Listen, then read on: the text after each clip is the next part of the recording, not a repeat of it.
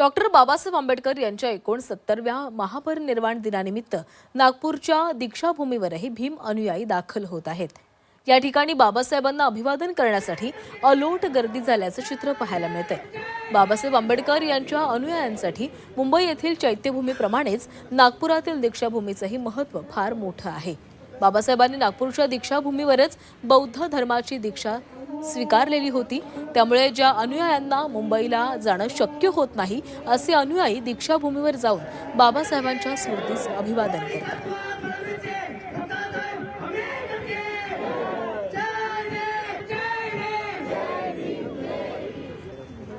महापरिनिर्वाण दिनानिमित्त मुंबईतील वाहतुकीमध्ये बदल करण्यात आलेला आहे। मुंबईकरांची गैरसोय टाळण्यासाठी पर्यायी मार्ग उपलब्ध करून देण्यात आलेले आहेत। कोणते मार्ग बंद केलेले आहेत पाहूया।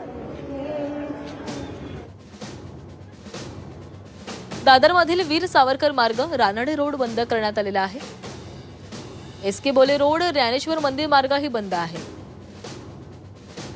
स्वातंत्र्यवीर सावरकर मार्ग बंद राहणार आहे।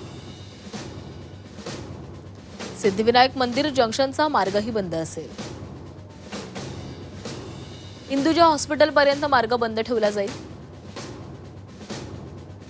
पांडुरंग नाईक मार्गे राजावडे चौकात जाता येणार आहे। सिद्धिविनायक ते पोर्तुगीज चर्च पर्यंत एकेरी मार्ग आहे। शोभा हॉटेल जंक्शन ते आसावरी जंक्शन पर्यंत मार्ग बंद आहे। 7 डिसेंबर पर्यंत वाहतुकीमध्ये हे बदल असतील। गैरसोय टाळण्यासाठी पर्यायी मार्ग उपलब्ध करून देण्यात आले।